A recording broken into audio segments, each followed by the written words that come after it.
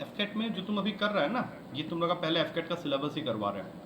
उसमें तुम्हारा हो गया नंबर सिस्टम, एचसीएफ, एलसीएम। उसके बाद आ जाएगा तुम्हारा रेशियो प्रोपोर्शन, एवरेज। फिर आ जाएगा धीरे से time and work, speed, distance and time. और थोड़ा सा उसमें सॉरी परसेंटेज है, पूरा का पूरा परसेंटेज में 3 टॉपिक्स होते हैं। Basic percentage, simple interest, compound interest, profit loss. ये तुम्हारा सीडीएस का भी कोर्स में है।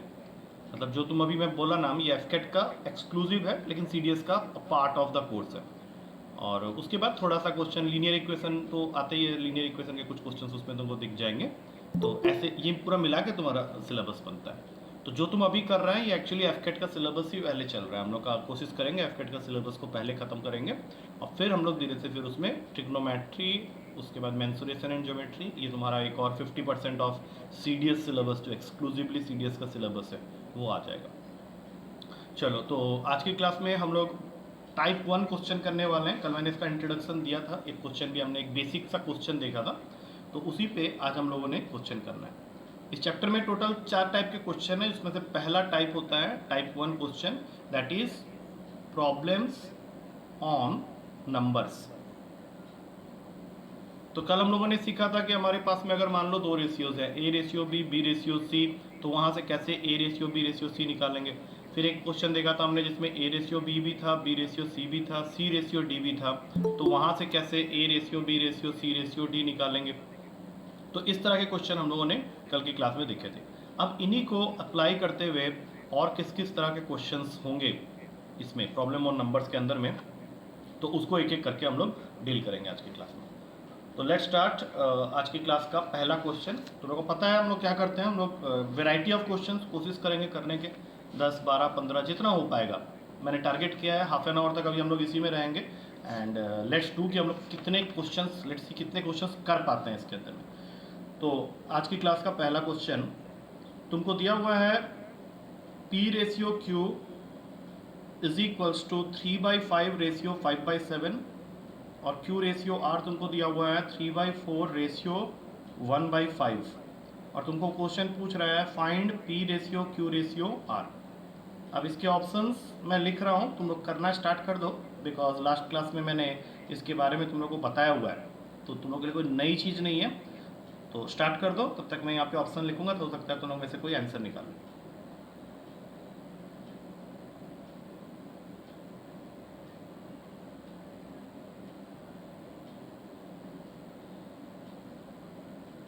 ये तुम्हारे सारे ऑप्शंस मैंने लिख दिए हैं।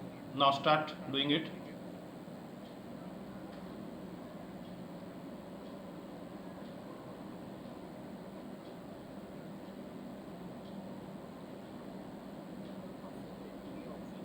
कौन सा आ रहा है? बी आ रहा है।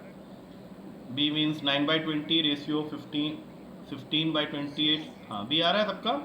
ओके, क्या करेंगे, कैसे करेंगे, एक बार थोड़ा सा आइडिया।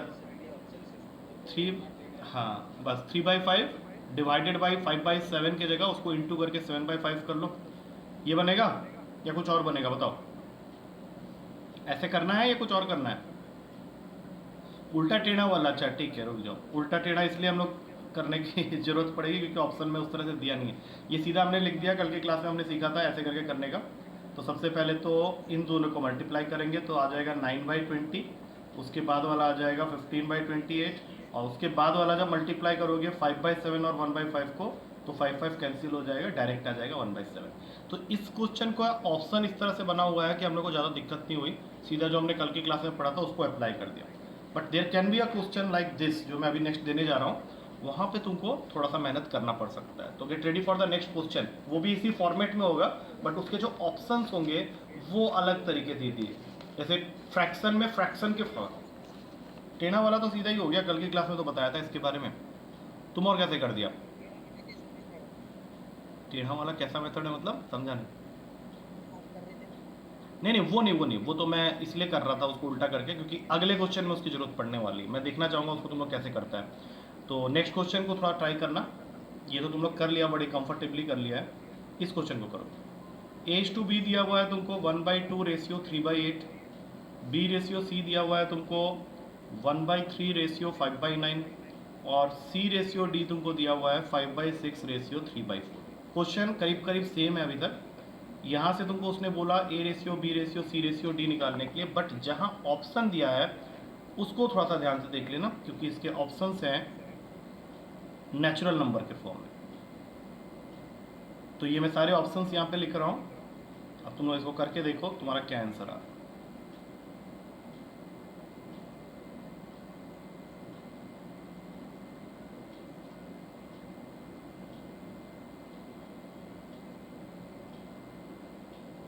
तो ये मैंने ऑप्शन रेडी कर दिया अभी। Now just try to figure out कि क्या आंसर होगा।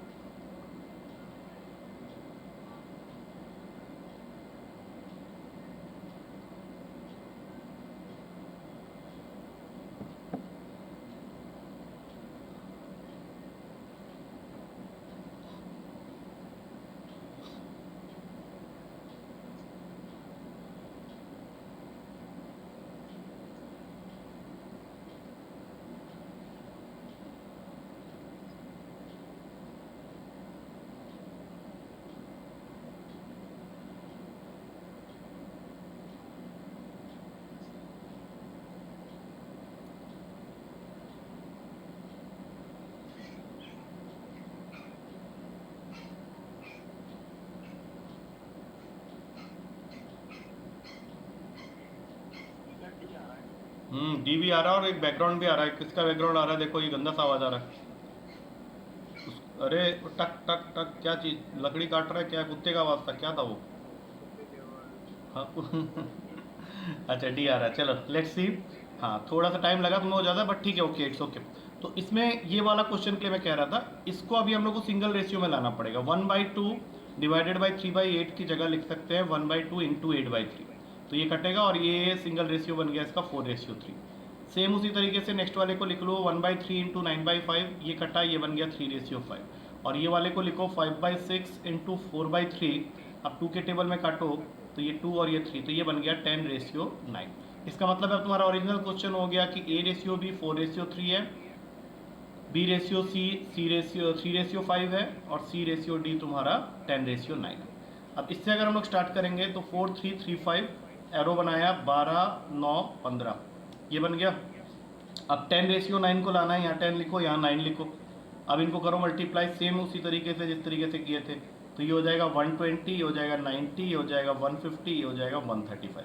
अब ये आंसर तुमको ऑप्शन में इसलिए नहीं दिख रहा है क्योंकि मैंने बोला था कि अगर नंबर फर्दर किसी के टेबल में आते हैं, सारे के सारे नंबर, सो कॉल्ड HCF, तो ये तुमको इसमें दिख जाएगा 15 का है। तो 15 के टेबल में ये 8 में आता है, ये 6 में आता है, ये 10 में आता है और ये 9 में आता है। तो तुम्हारा आंसर हो गया D option. Is it clear? समझ में आ गया दोनों क्वेश्चन? कोई डाउट तो नहीं है? चलो फिर अगले क्वेश्चन की तरफ मूव करते हैं। थर्ड वेराइटी, इसमें तुमको दिया हुआ है ए रेशियो बी है x/8, बी रेशियो सी है 12/z, और ए रेशियो सी है 2/1। तुमको क्वेश्चन में फाइंड करना है x/z की value. What is x/z? Options मैं यहाँ पे लिख रहा हूँ। क्वेश्चन उतना हार्ड नहीं है, आराम से तुम लोग कर सकता है, करके बताओ। Options are now ready.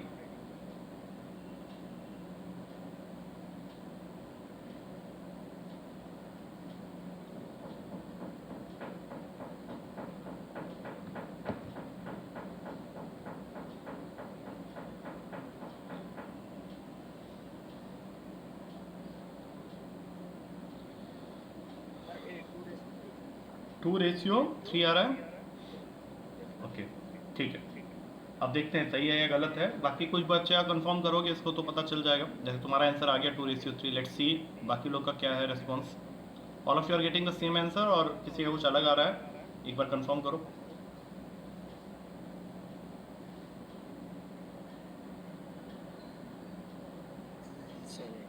यही आ रहा है? चलो एक बार करके देखता हूँ। देखो 2:3, सबने 2:3 बोला है मैक्सिमम लोगों ने। तो स्टार्ट कैसे करेंगे? देखो A/B, मतलब A/B तुमको दिया हुआ है x/8, फिर B/C, अभी पता चल जाएगा ना, तभी तो पूछ रहा था बार बार। अब यहाँ पे A/C है, दैट इज 2:1। तो स्टार्ट A/B, B/C तुम चाह रहा होगा यहाँ पे कि C/A आ जाए। जबकि a बाई सी का वैल्यू दिया था, ऐसा करते हैं यहाँ पे c बाई ए लिख देते हैं और ये बन जाता है 1:2। मतलब क्वेश्चन स्टार्ट हुआ a के साथ में, खत्म भी हुआ a के साथ में। तो ऐसे क्वेश्चन को हम लोग कहते हैं साइक्लिक ऑर्डर क्वेश्चन, क्योंकि जहाँ से स्टार्ट हुआ वहीं पे खत्म हुआ। तो ऐसे क्वेश्चन को डील करने के लिए क्या करना है कि जितने भी रेशियोज दिए हुए हैं उनको आपस में मल्टीप्लाई कर दो। तो साइक्लिक क्वेश्चन के रेशियोज को अगर तुम मल्टीप्लाई करते हो तो answer is always equals to 1। हाँ हाँ, क्वेश्चन में दिया हुआ था a बाई सी, तो मैंने उसको चेंज करके कर दिया c बाई ए, क्योंकि अगर a बाई सी 2:1 है तो c बाई ए का वैल्यू 1:2 हो जाएगा। और वो मैंने क्यों किया, क्योंकि मैं इसको साइक्लिक क्वेश्चन बनाना चाहता था। साइक्लिक क्वेश्चन अगर बन जाएगा तो तीनों रेशियोज का प्रोडक्ट 1 हो जाएगा। तो ये मैंने कर दिया यहाँ पे। अब a बाई बी का वैल्यू यहाँ पे रख दो, x/8, b बाई सी है 12/z और c बाई ए अभी हमने निकाला था 1/2 इज इक्वल्स टू 1। अब इसमें तुम्हारा ज़्यादा से ज़्यादा क्या होगा, ये कट जाएगा 6 में, ठीक है, 2 6 हो गया, और ये 2 के टेबल में कटेगा 3/4। तो x/z अगर तुम देख रहे हो ध्यान से तो ये आंसर बनेगा 4/3। तुम लोग कुछ और अलग ही आंसर दिया हुआ है, सी इज द करेक्ट आंसर। हाँ, तो क्या बोल रहा था, कैसे कर दिया था उल्टा सीधा काम सब। मुझे इतना कॉन्फिडेंटली आंसर दिया, मुझे लगा शायद सबका सही है।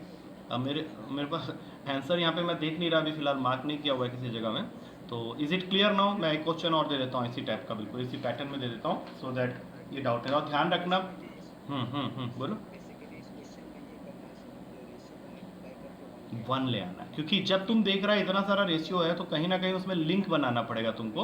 और वो लिंक बनाने का मतलब होता है कि जहाँ से स्टार्ट किए हो अगर वहीं पे आके खत्म हो रहा है, जैसे a by B, b by C, c by A, तो अभी क्या हुआ, स्टार्ट ऐसे किए थे, खत्म भी ऐसे कर रहे हो, तो वो साइक्लिक हो जाएगा। ठीक है, और ध्यान रखना है जितने क्वेश्चन में दे रहा हूँ तो पेपर में आया हुआ है। अब फोर्थ क्वेश्चन भी आया हुआ क्वेश्चन है, अब इसको देखो कर पा रहे हो कि नहीं, क्योंकि अब तुम लोग आइडिया लग गया है। x/y है 1:3, y/z है 5/k, z/t है 2/5 और t/x है 3/4। इसमें उसने ऑलरेडी तुम्हारा काम करके दिया है तुमको k का वैल्यू निकालना है। चलो स्टार्ट हो जाओ।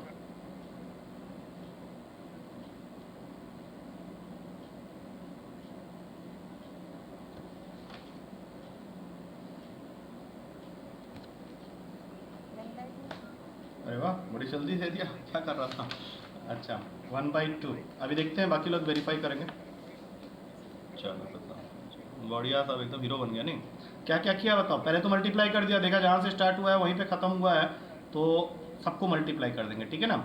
और जब सबको मल्टीप्लाई करोगे तो इस साइड में तो 1 आ जाएगा, और यहाँ क्या बच गया, तो 1/3 इंटू 5/k इंटू 2/5 इंटू 3/4। अब यहाँ से भी मैक्सिमम वैल्यूज जो है वो कट रहे हैं, 5 से 5 गया, 3 से 3 गया, ये कट गया।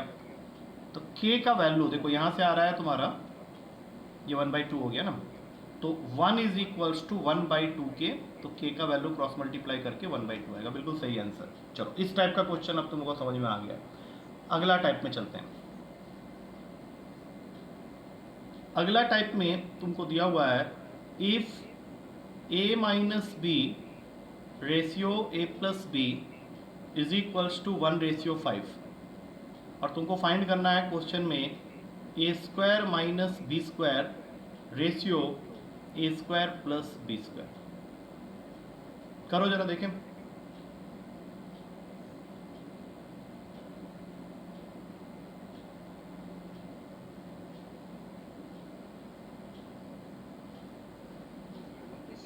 वन रेशियो 5 है, यस।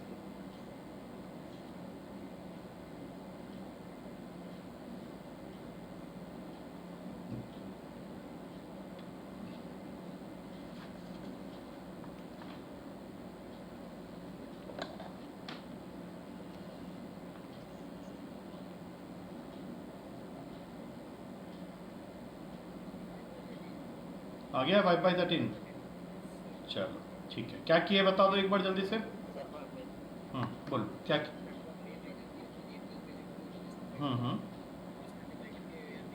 अच्छा अच्छा, ऐसा किए कुछ क्या, ये जो मैं कर रहा हूँ, अगर इसको इस तरीके से इक्वेट कर देते हैं, या फिर ये भी करने की ज़रूरत नहीं है। तुम ये सोचो, अगर तुम इसको लिख ही लिया तो ये सोचो कि ऐसे कौन से दो नंबर्स हैं जिनको सब्ट्रैक्ट करके 1 और ऐड करके 5 आ जाए। तो ऑब्वियस सी बात है, तुम्हारे दिमाग एक 3 आएगा और 2 आएगा, ये तुम सोच भी सकता है।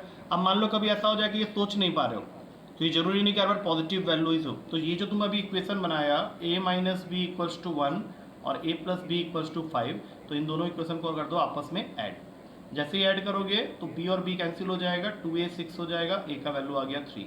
अब इसको उठा के फर्स्ट इक्वेशन में पुट कर दो, तो 3 माइनस बी इक्वल्स टू 1, अगले स्टेप में b का वैल्यू आ गया 2, तो ये a और b तुमको मिल जाता है। अब ए और बी में निकालने के दो तरीके हैं, एक तो तुम जो कह रहे हो वो भी है, और एक तरीका ये है कि तुम सोच के निकाल रहे हैं, एक तरीका ये है जो मैंने ऐड सब्ट्रैक्ट करके निकाला है। अब एक बार ए और बी मिल गया तो तुमको बस यहाँ पे पुट करना है, ए स्क्वायर मतलब 9 माइनस बी स्क्वायर मतलब 4, और यहाँ पे 9 प्लस 4, तो आंसर हो जाता है 5/13, 5/13 सी ऑप्शन में। ठीक है, तो ये तो मेरे ख्याल से समझ में आ गया तुम लोगों को, इसमें कोई दिक्कत नहीं है। लेकिन कभी ऐसा हो जाए ना कि सोच नहीं पा रहे हो वैल्यू को, तो फिर वो तरीका कर लेना जो मैंने अभी बताया, सीधा इक्वेट कर देना सम को और सॉल्व करके ए और बी निकाल लेना। अच्छा, अब एक क्वेश्चन थोड़ा सा डिफरेंट लगेगा, वो आ रहा है, उसको करने की कोशिश करो। 6th क्वेश्चन होगा आज की क्लास का। If A by B is equals to B by C is equals to C by D, then तुमको फाइंड करने के लिए बोल रहा है B cube plus C cube plus D cube upon में A cube plus B cube plus C cube. और इसके जो ऑप्शंस हैं वो इस तरह से दिए हुए हैं। पहला ऑप्शन ए बाई बी, दूसरा ऑप्शन बी बाई सी, तीसरा ऑप्शन सी बाई डी, चौथा ऑप्शन डी बाई ए। अब इसको करने की कोशिश करो।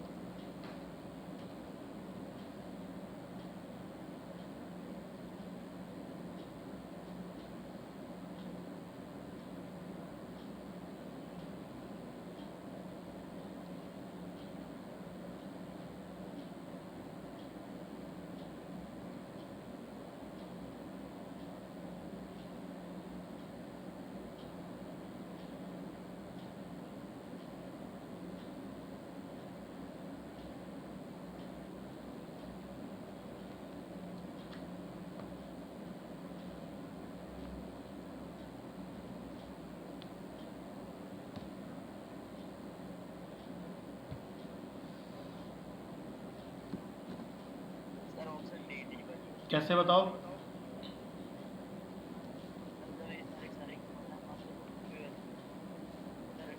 बोलो बोलो कैसे बताओ। हाँ हाँ, क्या कर रहे हो एग्जैक्ट? मल्टीप्लाई कर रहा है, तो क्या कर रहे हो फिर? ए से ए कट जाएगा, बी से बी कट जाएगा, ये कैसे हो जाएगा? कौन सा आ रहा है? D by. मेथड बताओ मुझे ना, मेथड से मतलब है, डी बाई ये आ रहा होगा लेकिन मेथड क्या है? अच्छा, इसको के इक्वल करके कर रहे हो, ओके, बताना जरा कैसे होता है के से। हाँ करो जरा देखे।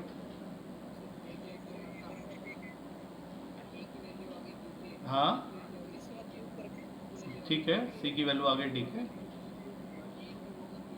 हाँ हाँ ठीक है, के क्यूब कॉमन ले लेते हैं ना, फिर तो B cube plus C cube plus D cube आ गया, ऊपर में B cube plus C cube plus D cube आ गया, तो ये दोनों कट गया, आ गया 1/के क्यूब। फिर इसके बाद कहाँ से लाओगे के क्यूब को? अच्छा के, अच्छा, चलो ठीक है, ये काफ़ी लंबा हो गया तुम लोगों का मेथड। अब मैं तुम लोगों को वो बताता हूँ जो नंबर सिस्टम से रिलेट कर दूंगा। Now instead of doing all this things, तुम सिंपली क्या करो, एक हमने क्वेश्चन किया भी था नंबर सिस्टम में इस तरह का, तुम इसमें ना वैल्यूज लेट कर लो, और वैल्यूज जब लेट करोगे तो जितना सिंपल होगा उतना अच्छा होगा। जैसे ए को वैल्यू दे दो 1, बी को वैल्यू दे दो 2। अब बी को 2 रहने देना, उसको चेंज मत करना, क्योंकि अगले वाले में बी ही है, लेकिन तुमको रेशियो को मेंटेन रखने के लिए ये 4 करना पड़ेगा, और फिर सी की जगह 4 रहेगा तो डी को रखना पड़ेगा 8। बस अब इन वैल्यूज को लेकर जरा स्टार्ट हो जाओ। तो बी क्यूब मतलब 2 cube that is 8, C cube मतलब 4 क्यूब दैट इज 64, और डी क्यूब मतलब 8 क्यूब दैट इज 512। अब नीचे में आ जाएगा 1 8 64, बट इसको ऐड मत करना, ऊपर वाले में से 8 कॉमन ले लो, तो अंदर आ गया 1 + 8 + 64, और नीचे ऑलरेडी 1 + 8 + 64 है, तो दोनों कैंसिल हो गया, आंसर आ गया 8/1। अब तुम बोले सर 8/1 तो नहीं ऑप्शन में, लेकिन 8 हमने किसको वैल्यू दिया था? डी को, और 1 दिया था ए को, तो सीधा आंसर आ गया D/A। तो अगर के वाले मेथड से, हाँ, के वाले मेथड से, ओके, तो वो देख लेना एक बार, ठीक है। तो ये मेरे ख्याल से इस तरह से करोगे तो आ जाएगा। अगर ऐड कर दोगे तो क्या होगा कि वैल्यूज आ जाएंगे, जिसको कट करने पे वो फाइनली 8/1 ही बनेगा, उससे भी तुम्हारा आंसर बनेगा। लेकिन हो सकता है कि तुम वो ऐड करने में इतना ये हो जाओ, टाइम निकल जाए कि फिर तुमको कट करना ये सब ना सूझे। तो ये तरीके से करके हम लोग आंसर तक पहुंच सकते हैं। चलो अब अगले क्वेश्चन में मूव करते हैं। 7th क्वेश्चन होगा आज की क्लास का। इसमें दिया हुआ है तुमको x² + 4y² is equals to 4xy, और तुमको बदले में पूछ रहा है फाइंड x रेशियो y। करके देखो क्या आंसर आ रहा है इसका।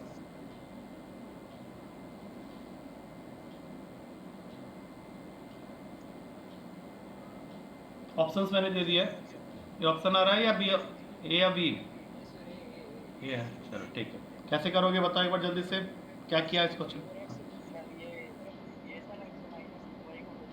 हाँ, जैसे हम लोग इसको 4xy को यहाँ सेंड करेंगे तो ये फॉर्मूला बन जाएगा x - 2y के होल स्क्वायर का। दैट मीन्स x - 2y 0 हो गया, x का वैल्यू 2y हो गया, और हम लोग को x/y निकालना है, तो फाइनली आंसर हो जाएगा 2/1। चलो बहुत बढ़िया। एक और इसी तरह का क्वेश्चन है, वो देखो जरा कर पाते हो कि नहीं। 8th क्वेश्चन होगा वो। हाँ, 5x² - 13xy + 6y² is equals to 0, ये दिया हुआ है। और इसमें भी तुमको पूछा है x रेशियो y, बट इस बार मैं ऑप्शन नहीं दे रहा तुम लोग को। करो जरा।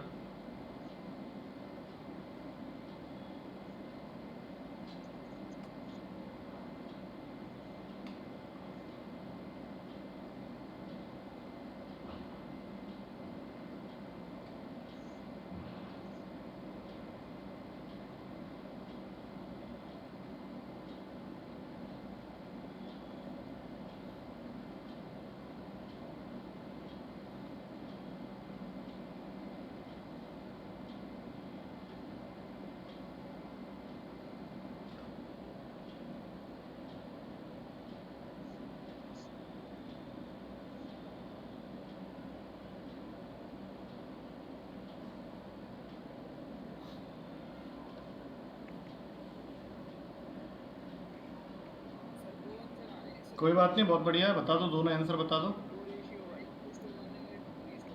ठीक है, सही है। अब तुम बोलेगा सर दो ऑप्शन कहाँ से है, तो एक ही ऑप्शन में और करके लिखा हो सकता है, क्योंकि जो इसका ओरिजिनल ऑप्शन था उसमें जितने भी आंसर्स दिए हुए थे उन सब में और करके दिया गया था। मेन है कि हमें मेथड पता होना चाहिए। मेथड क्या है, स्प्लिटिंग करना पड़ेगा। हम लोग को दो ऐसे नंबर सोचने पड़ेंगे जिनको मल्टीप्लाई करने पे 30 आ जाए और ऐड करने पे -13 आ जाए। तो वो हम लोग को ज़्यादा सोचने की ज़रूरत नहीं है, वो -10xy और -3xy उससे बात बन जाएगी। अब जैसे हम लोग क्वाड्रेटिक इक्वेशन में मिडिल टर्म स्प्लिटिंग करते हैं, तो फर्स्ट 2 टर्म्स में कॉमन ले लेंगे जो कि 5x बनेगा, तो ये हो गया अंदर में x - 2y, और नेक्स्ट दो में -3y कॉमन ले लो तो ये बन जाएगा x - 2y। तो अपने पास में दो ब्रैकेट बन रहे हैं, एक है 5x - 3y का और एक है x - 2y का, और इनका प्रोडक्ट 0 के इक्वल है। तो पहले वाले को अगर 0 के इक्वल करें तो यहाँ से तुम्हारा x/y का वैल्यू आ जाएगा 3/5, और अगर दूसरे वाले को 0 के इक्वल करें तो यहाँ से बन जाएगा x = 2y और x/y का वैल्यू हो जाएगा 2/1। ठीक है, इस तरह का क्वेश्चन तुम लोग आराम से हैंडल कर लेगा। अब एक और वैरायटी देखो, सिंपल है वैसे ये भी। इसमें दो क्वेश्चन मैं एक साथ दे रहा हूँ। एक में दिया हुआ है 2a = 3b = 4c and then find a ratio b ratio c, और एक में दिया हुआ है 2a 3b के बराबर है और 4b 5c के बराबर है, then find a ratio c। है दोनों ही क्वेश्चन आसान, बट मैंने एक साथ दे दिया तुम लोग को, that is the difference, without option.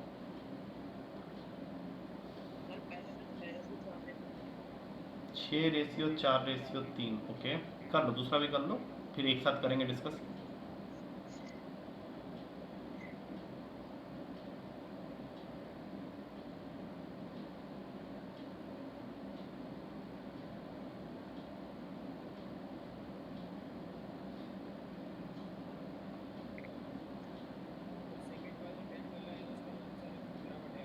पंद्रह बटे 8। ओके, इसका आंसर तुमने दिया 4/3, और इसका, हाँ, और इसका दिया 15/8, 15:8। ठीक है, क्या करना है एक बार देख लेंगे जल्दी से।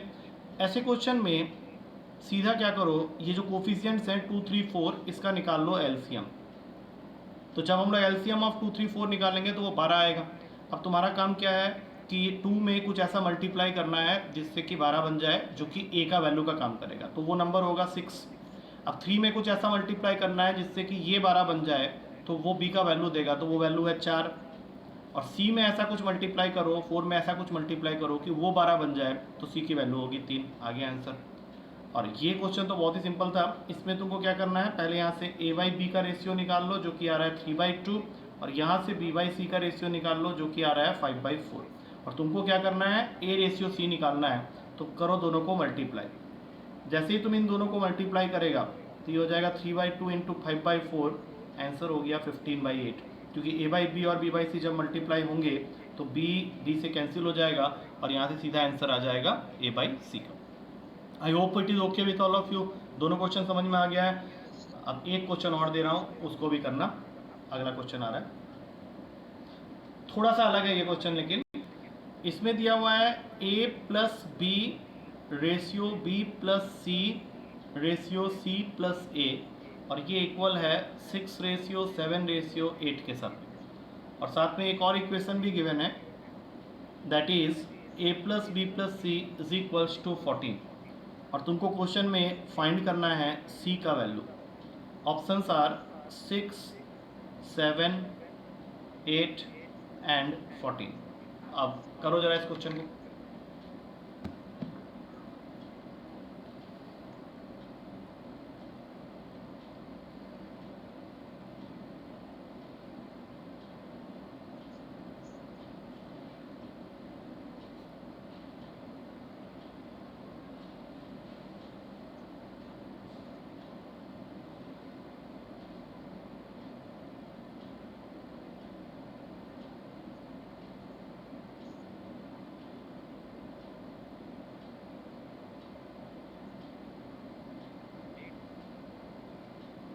एट आ रहा है, देखना पड़ेगा अभी कैसे किए हो।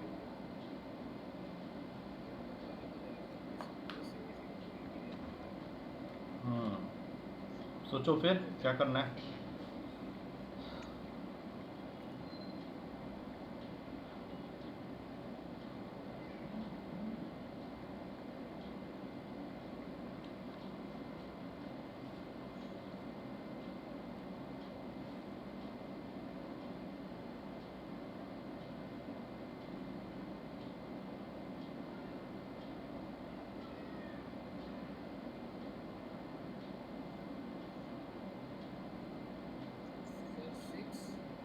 चेंज हो गया आंसर 6। चलो देखते हैं बाकी लोग। थोड़ा सा है क्वेश्चन इस तरह से कि शायद दिक्कत हो रही होगी, लेकिन अभी 2 आंसर्स बोले हो, एक 8 बोले हो, अभी फाइनली 6 बोले हो, तो हो सकता है इसमें से एक आंसर जरूर सही हो। तो क्या कर रहे हो, किस तरह से कर रहे हो, ये जानना बहुत ज़रूरी है। तो कैसे कर रहे हो पहले ये बताओ। जिसने भी 6 दिया है अभी आंसर, वो बताओ किया कैसे तुम। अच्छा, तुमने सीधा a प्लस बी को लेट कर लिया से 6k ले लो, और b प्लस सी हो गया 7k, और c प्लस ए हो गया 8k। हाँ, ये कोई भी सोच सकता है ये चीज़, ऐड करना है इनको। तो यहाँ से आ जाएगा 2 times of a plus B plus C is equals to 21k। हाँ, उसके बाद हाँ, तो ये रख देते हैं 2 into 14 is equals to 21k। 7 के टेबल में काट लेते हैं तो k का वैल्यू आ जाएगा नेक्स्ट स्टेप में 4/3। ठीक है, फाइन। अब क्या करेंगे, कौन से वाले में, इसमें डाल देते हैं, क्योंकि इससे हम लोगों को कुछ फ़ायदा होगा। 6 इंटू 4/3 अगर a प्लस बी के इक्वेशन में डालते हैं तो इससे तुमको क्या होगा, a प्लस बी का वैल्यू मिल जाएगा 8। और हम लोग के पास में एक इक्वेशन दिया हुआ है जिसमें a प्लस बी प्लस सी 14 है, तो उस हिसाब से c का वैल्यू हो गया 6। क्योंकि a प्लस बी प्लस सी अगर 14 है, जिसमें से हमने a प्लस बी को प्रूव कर दिया कि 8 के इक्वल है, तो ऑब्वियस सी बात है कि c जो होगा वो 6 के इक्वल होगा। हाँ, अब बताओ ये चीज़ समझ में आ गई है सबको, एक बार देख लो अच्छे तरह से। ठीक है, फाइन। तो यहाँ पे हमने 11-12 क्वेश्चंस कर लिए हैं इसके ऊपर में, जो कि एग्जाम ओरिएंटेड क्वेश्चन है। तुमको डायरेक्ट एक क्वेश्चन तो मिलेगा ही मिलेगा which are based on numbers concept. तो ये मैंने सारे टाइप्स के क्वेश्चन जो आज तक तुम्हारे पेपर में आ चुके हैं वो सारे मैंने बता दिए यहाँ पे। ठीक है, अब उसके बाद इस चैप्टर में सेकंड टाइप जो बनता है वो होता है डिस्ट्रीब्यूशन ऑफ मनी के ऊपर में, जो कि हम लोग कल की क्लास में डिस्कस करेंगे। क्योंकि एज वी हैव डिसाइडेड हम लोग हाफ एन आवर करके दो टॉपिक को एक साथ डील करने वाले हैं। तो अब जो टॉपिक मैं स्टार्ट करूंगा दैट इज एवरेज। अब देखो एवरेज एक सिंगल ऐसा चैप्टर है जिसमें एक ही formula throughout the chapter use होने वाला है। और ये तुम लोग किसकी आ रही है? मैं मेरी तरफ से आ रही है? हाँ, किसी का कीबोर्ड पे टाइप कर रहा है। अब ये देख लो तुम लोग में से किसका माइक ऑन रह रहा है, उससे आइडिया लगा सकते हो। मैंने तो कुछ नहीं किया है, मुझे तो तुम देख ही रहा है। मेरी एंड से तो नहीं आ रही है, मेरे एंड से आ रही है। हाँ वो अब नहीं आ रही, वो तुम लोग देख लो ना कहाँ से क्या चीज़ हो रहा है जिसकी वजह से अब नहीं आ रही। हो सकता है कोई बैठा है, कोई कॉपी वॉपी को ऐसे पन्ना वन्ना पलट रहा होगा, तो उससे कई बार आवाज़ आ जाती है इस तरह की। अब तो ठीक हो गई है मेरे ख्याल से, अंडर कंट्रोल है। हाँ ठीक है। अब बताओ एवरेज में जो एक सिंगल फॉर्मूला पूरे चैप्टर में यूज होने वाला है वो फॉर्मूला होता है average is equals to sum of the values upon total number of values. अब ये फॉर्मूला तुम लोग बचपन से पढ़ते आ रहा है, तो इसमें कुछ नया नहीं है बताने के लिए मेरे पास में। तुमको मालूम है कि मान लो तुम्हारे पास में बहुत सारे वैल्यूज़ हैं, से x1, x2, x3, और इसको तुम ऐड किया अप टू xn, और टोटल नंबर ऑफ वैल्यूज़ यहाँ पे n है, तो ये तुमको एवरेज का वैल्यू दे देगा, जिसको हम लोग डिनोट करते हैं x बार से। अच्छा, इसी को लिखने का एक और तरीका भी हो सकता है, और मैथमेटिकली लिखें तो एक साइन होता है जिसको हम लोग बोलते हैं समेसन। अब ये जो साइन मैंने बनाया है it's the sign of summation of i equals to 1 to n, और यहाँ पे अंदर में लिख दो xi अपॉन में n। ये तीनों ही चीज़ें एक ही बात को मीन कर रही हैं कि एवरेज जो होता है that is sum of the values upon total number of values. अब ये फॉर्मूला जानने के बाद 3-4 चीज़ें और पता होनी चाहिए। उसमें से सबसे पहली चीज़ जिसके बारे में हमने पहले भी बात की है that is the sum of first n natural number. 1 + 2 + 3 up to n अगर कर रहे हो, जिसको हम लोग समेसन ऑफ n भी लिख सकते हैं। जल्दी से एक बार बताना इसका फॉर्मूला क्या होता है? n into n + 1/2। तो जब हम लोग इस चैप्टर के क्वेश्चंस कर रहे होंगे तो कई बार हमें इस तरह के फॉर्मूलाज की जरूरत पड़ेगी। इसी लिस्ट में सेकंड फॉर्मूला होता है 1² 2² 3² अप टू n², जिसको हम लोग समेसन ऑफ n² भी बोलते हैं। इसका क्या होता है बताओ जल्दी से?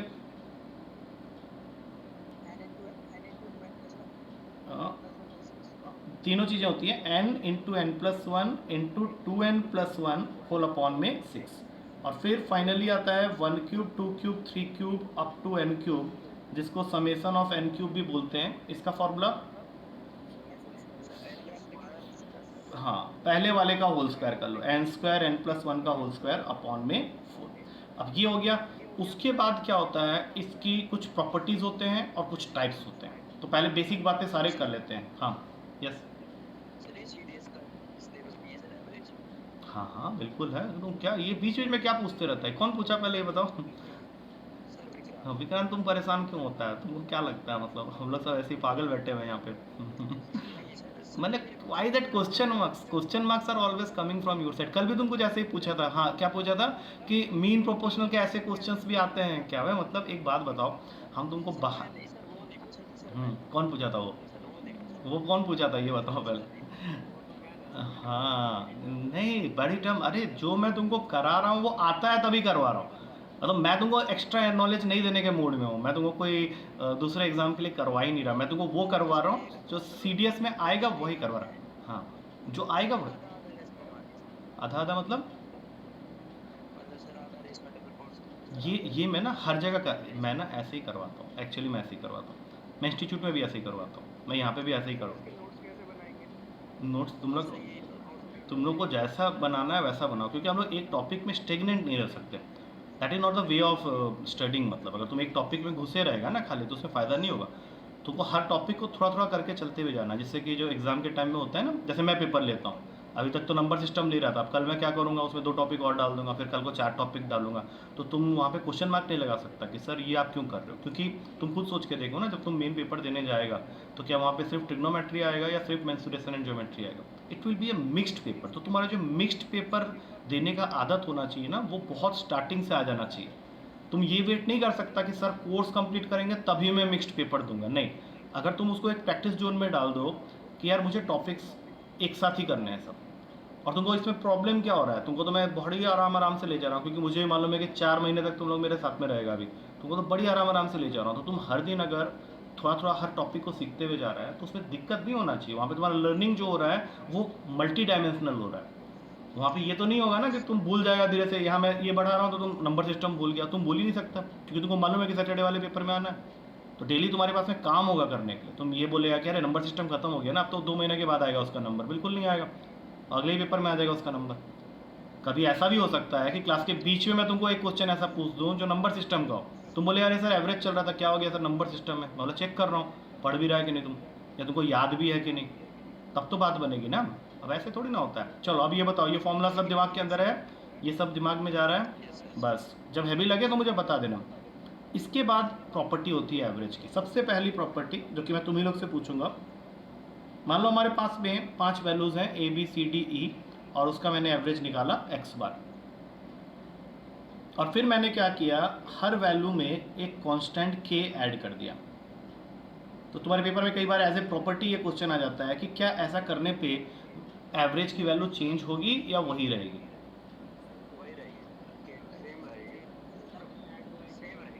अब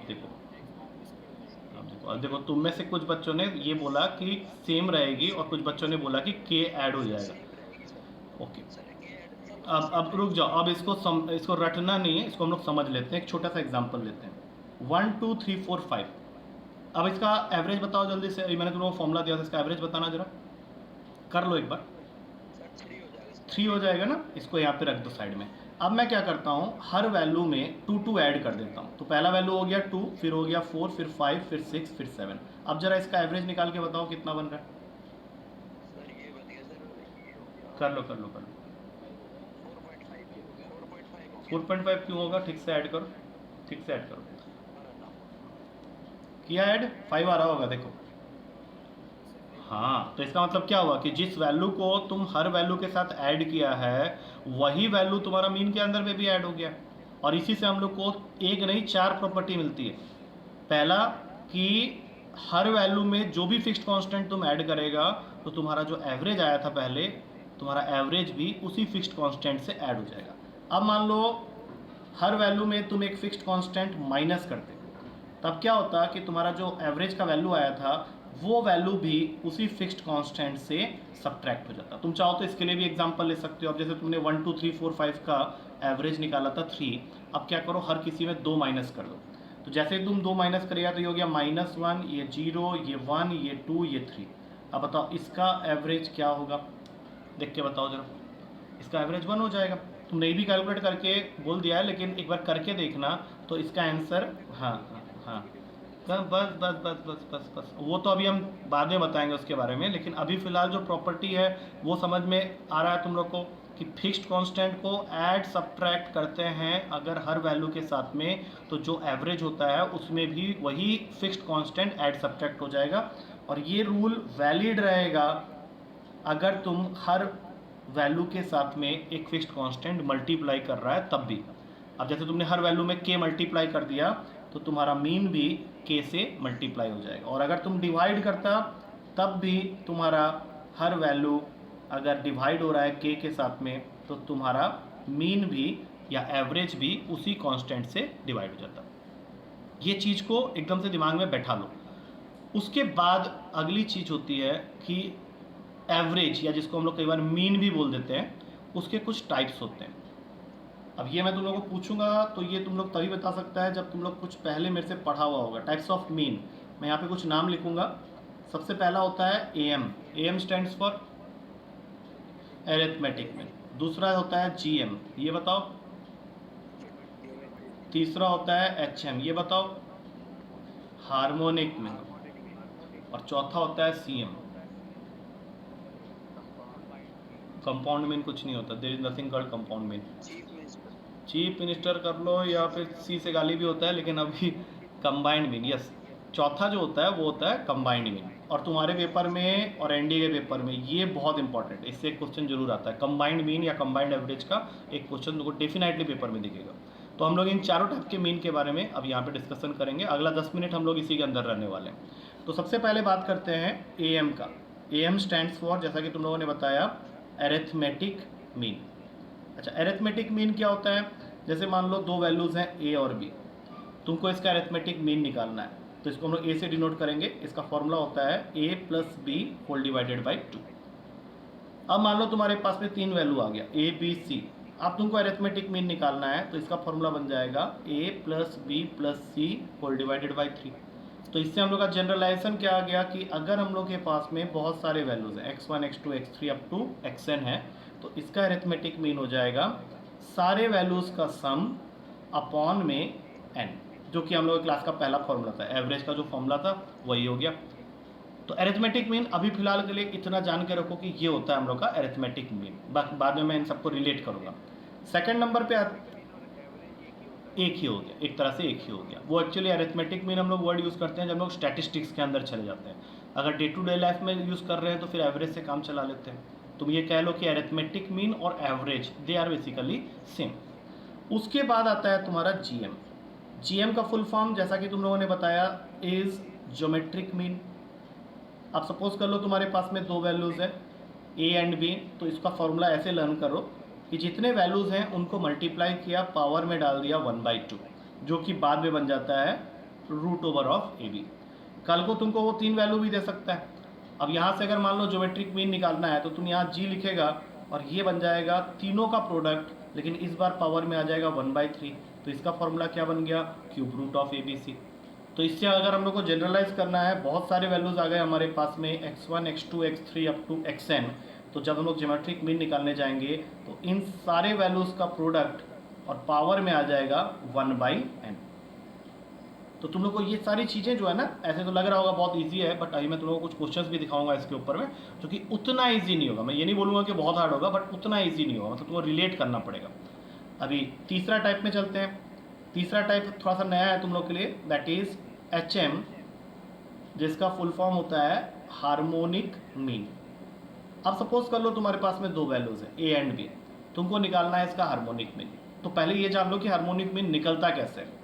चाहे 1 वैल्यू 2 वैल्यू 3 वैल्यू अगर है तो हार्मोनिक मीन निकालोगे कैसे। तो उसके लिए क्या करना है, सबसे पहले जितने वैल्यूज हैं वो लिख दो ऊपर। तो 2 वैल्यूज है तो ऊपर लिख दिया 2, और नीचे क्या करना है, ये जो 2 वैल्यूज है इनका रेसिप्रोकल करके ऐड कर देना।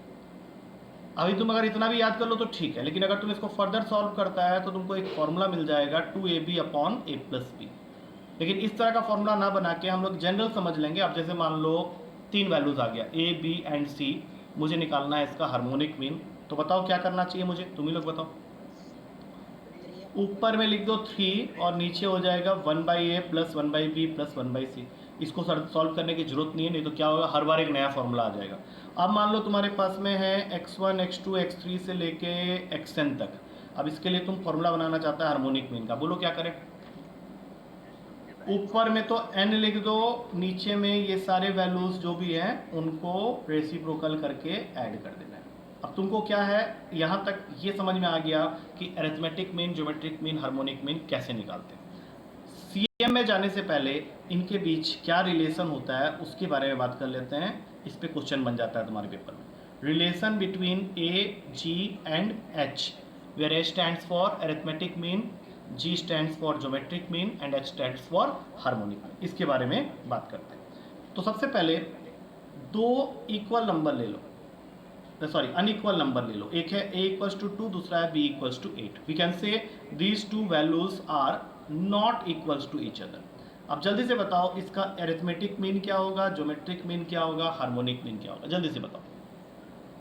What is arithmetic mean, 5, 2 + 8/2 that is 5। Geometric mean हो गया 2 × 8 का रूट दैट इज 4।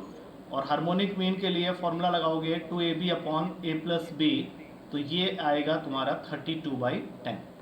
तो तुमने क्या देखा कि जब a और b दोनों नंबर अलग अलग है तो अरिथमेटिक मीन का वैल्यू ज्योमेट्रिक मीन से बड़ा होगा और ज्योमेट्रिक मीन का वैल्यू हार्मोनिक मीन से बड़ा होगा। लेकिन अगर इन्हीं 2 नंबर्स को अनइक्वल लेने की जगह मैं इक्वल कर दूं, जैसे मैंने अगर मान लो a को भी 2 दे दिया और b को भी 2 दे दिया, तो अब बताओ यहाँ पे अरिथमेटिक मीन क्या होगा, ज्योमेट्रिक मीन क्या होगा, हार्मोनिक मीन क्या होगा, जल्दी बताओ। सेम आ जाएगा। तो इस केस में क्या हो गया, a g और h तुम्हारे इक्वल हो गए। तो from equation 1 and from equation 2 जो कंक्लूजन हम लोग को मिला, फर्स्ट कंक्लूजन वो ये मिला कि एरिथमेटिक मीन हमेशा ज्योमेट्रिक मीन से या तो बड़ा होगा या फिर उसके इक्वल होगा, और ज्योमेट्रिक मीन हमेशा हार्मोनिक मीन से बड़ा होगा या फिर उसका इक्वल होगा। ये कभी भी उल्टा ऑर्डर नहीं हो सकता। कभी ऐसा नहीं होगा कि अरिथमेटिक मीन सबसे छोटा हो गया, ज्योमेट्रिक मीन उससे बड़ा हो गया, हार्मोनिक मीन सबसे बड़ा हो गया, ये हो ही नहीं सकता। तो पहला कंक्लूजन ये हो गया। दूसरा कंक्लूजन कि ए, हम लोग सिर्फ पॉजिटिव वैल्यूज की बात कर रहे हैं ना, अभी नेगेटिव वैल्यूज में नहीं जाना हम लोग को। We are only talking about positive value. तुमको पेपर में भी पॉजिटिव वैल्यूज ही मिलेगा, विल नॉट गेट नेगेटिव। अब ये जो AGH होता है इसकी वैल्यू हमेशा GP में होती है। अब ये वो बच्चा समझ सकता है जिसको पता हो GP होता क्या। जैसे मान लो 3 वैल्यूज हैं ABC, मैं इसको GP कह रहा हूँ, तो GP में क्या कंडीशन होता है बताओ जल्दी से। पहले तो रेशियो बराबर कर लेते हैं, B/A इक्वल्स टू C/B होना चाहिए। इसी को एक स्टेप और आगे सॉल्व करेंगे तो B² इक्वल्स टू AC हो जाएगा। तो अगर मैं कह रहा हूँ कि AGH का वैल्यू GP में है तो क्या कंक्लूजन निकालोगे, G² बराबर AH। लेकिन ये रिलेशन सही है या नहीं, इसकी वेरिफिकेशन होगी हम लोग के लास्ट क्वेश्चन के हिसाब से। अभी थोड़ा देर पहले हमने A2 और B8 लेके अरिथमेटिक मीन की वैल्यू निकाली थी 5, ज्योमेट्रिक मीन आया था 4 और हार्मोनिक मीन आया था 32/10। तो क्या लगता है ये तीनों वैल्यूज को देख के क्या ये है GP में, चेक कर लो। बिल्कुल है, क्योंकि अगर तुम G² निकालेगा तो 4 का स्क्वायर हो गया 16, और फिर तुम AH निकालेगा तो A है 5 और H है 32/10। अब इसको काटो, ये आ गया। तो ये रिलेशन याद रखना है। अभी तक हम लोगों ने क्या क्या बातें की, एक बार जल्दी से रिकैप कर लेते हैं। मैंने सबसे पहले एवरेज का फॉर्मूला दिया तुम लोग को, sum of the values upon total number of values. फिर मैंने समेशन सीरीज के 3 फॉर्मूलाज दिए जो कि तुम ही लोग ने बताया, मैंने उसमें कुछ ज़्यादा नहीं था, तुम लोग खाली क्रॉस क्वेश्चनिंग कर दिया कि सर ये भी आता है या नहीं। तीसरा चीज़ हम लोग जो डिस्कस किए वो इंपॉर्टेंट था, क्योंकि उसमें मैंने कुछ प्रॉपर्टीज़ बताई रिलेटेड टू एवरेज की। अगर हमारे पास में कुछ वैल्यूज़ हैं जिसका हमने एवरेज निकाला हुआ है, और हमने क्या किया, हर वैल्यू में एक fixed constant add, subtract, multiply या डिवाइड किया, तो तुम्हारा जो एवरेज का वैल्यू है वो भी उसी कांस्टेंट से ऐड, सब्ट्रैक्ट, मल्टीप्लाई, डिवाइड हो जाएगा। उसके बाद मैं तुम लोग को ले गया टाइप्स ऑफ मीन की तरफ। 4 टाइप के मीन होते हैं, जिसमें से अभी तक हमने 3 डिस्कस कर लिए हैं। They are arithmetic mean, geometric mean, harmonic mean. कैसे निकाला जाता है arithmetic mean, geometric mean, harmonic mean, वो तुम्हारे दिमाग में फिलहाल तो रिटेन हो गया है। उसके अलावा उसके बीच में क्या रिलेशन होते हैं दो, वो मैंने बताया कि A की वैल्यू हमेशा G से या तो बड़ी होगी या फिर उसके बराबर होगी, और G की वैल्यू हमेशा उससे बड़ी होगी H से या फिर उसके बराबर होगी। बड़े होने के लिए A और B जो 2 नंबर्स हैं वो अलग अलग होने चाहिए, और सेम होने के लिए A और B सेम होना चाहिए। और लास्ट चीज़ जो मैंने बताई वो यही बताई कि AGH की जो वैल्यूज़ होती हैं ये आपस में GP बनाती है, that means G² is equals to AH, और वो हमने प्रूफ भी कर दिया। अब सबसे लास्ट में आते हैं 4th टाइप ऑफ मीन में, that is known as combined mean, या फिर तुम इसको बोल सकते हो कंबाइंड एवरेज ऑल्सो। अभी कंबाइंड मीन या कंबाइंड एवरेज उन क्वेश्चंस के अंदर हम लोग यूज़ करते हैं जहाँ पे एक ही क्वेश्चन में 2 या 2 से ज़्यादा वैरायटी के लोग पाए जाते हैं।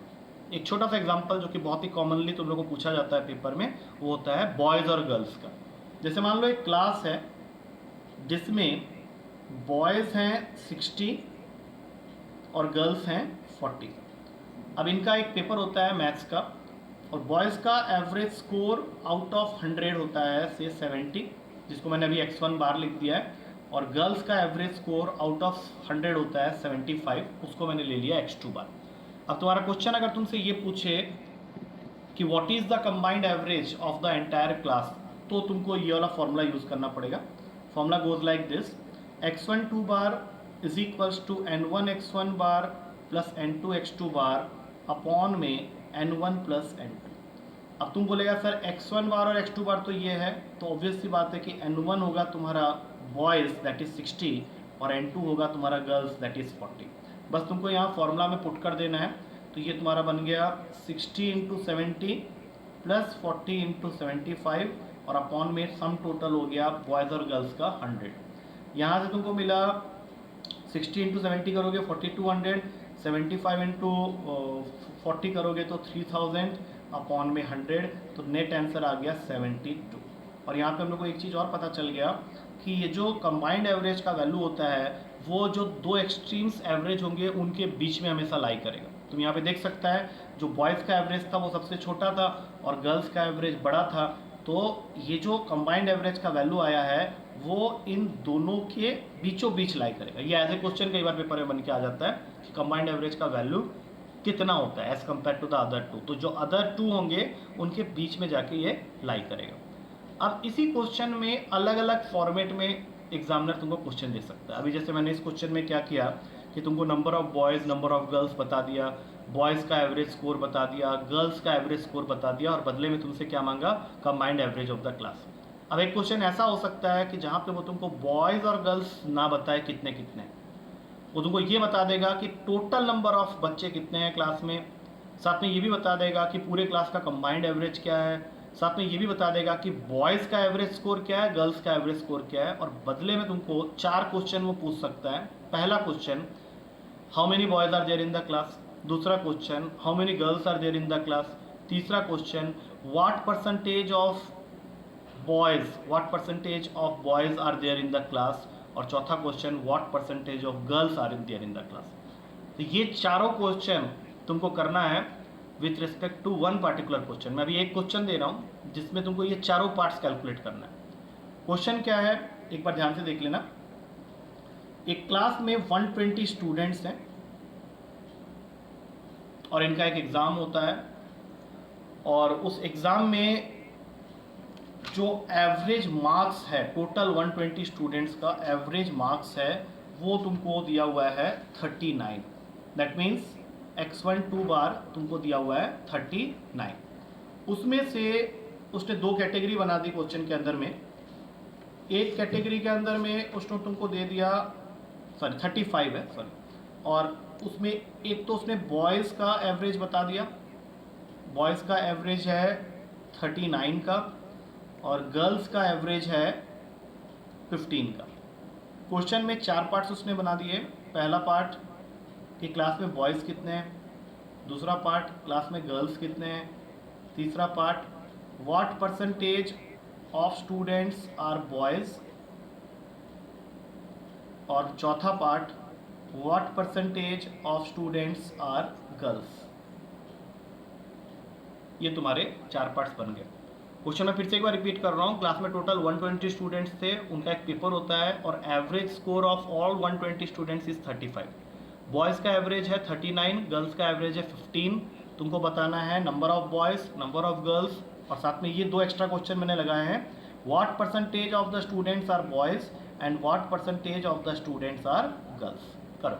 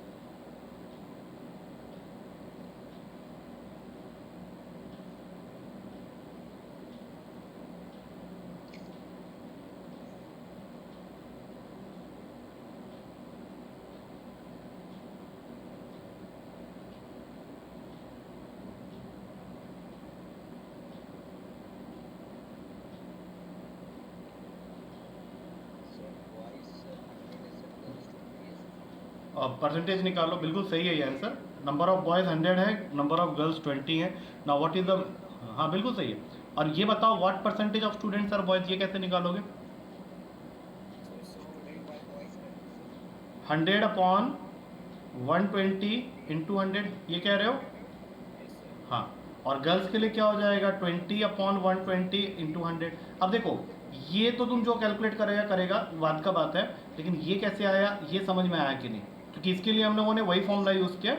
सीधा मैं एक बार फिर से बता देता हूँ, फॉर्मूला मैं लिख देता हूँ यहाँ पे, x12 bar is equals to n1 x1 bar plus n2 x2 bar upon में n1 प्लस n2। तो टोटल क्लास का कंबाइंड एवरेज था 35।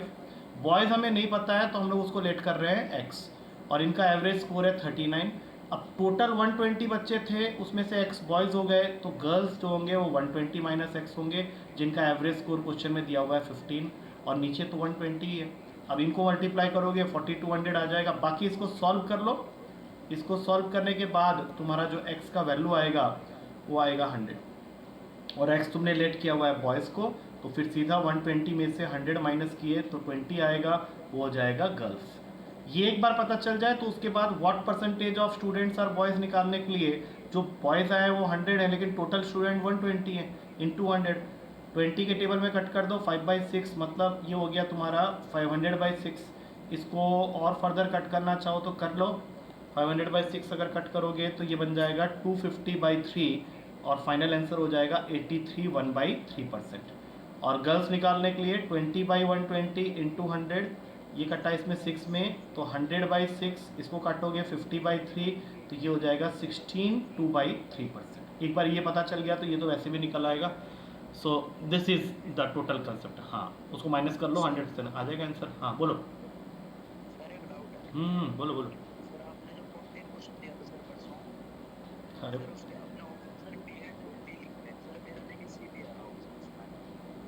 वो तुमको वैल्यूज़ लेके चेक करना पड़ेगा, वो तो असाइनमेंट का क्वेश्चन था ना, तो मैंने उसमें बोला था बी और डी हमेशा बन रहे हैं, लेकिन डी उसमें से हम लोग प्रोमिनेंटली आ रहा था, बी मैंने बोला था एक बार सर्च कर लेना। सी का तो कोई क्लॉज नहीं है, क्योंकि हमने सी का क्वेश्चंस में कर लिया था, वहाँ पे नहीं बन रहा था सी। हाँ, अबे छोड़ दे, अब रहने दो उसको, मैं देख लूँगा बाद में, क्योंकि वो हो सकता है मल्टीपल आंसर्स का कोई क्वेश्चन आ गया होगा तो उसकी वजह से। बाकी मुझे लगा था बी और डी तो बन ही रहा था, सी तो हमने उसी समय चेक कर लिया था। हाँ, सी उसमें बन नहीं रहा था उसमें। ठीक है, अभी क्वेश्चन तो मेरे पास है नहीं, अभी मैं देख लूँगा उसको। ठीक है, चलो दैट्स इट फॉर टुडे, कल मिलते हैं, कल बात करेंगे। ठीक है, चलो टेक केयर। या गुड नाइट।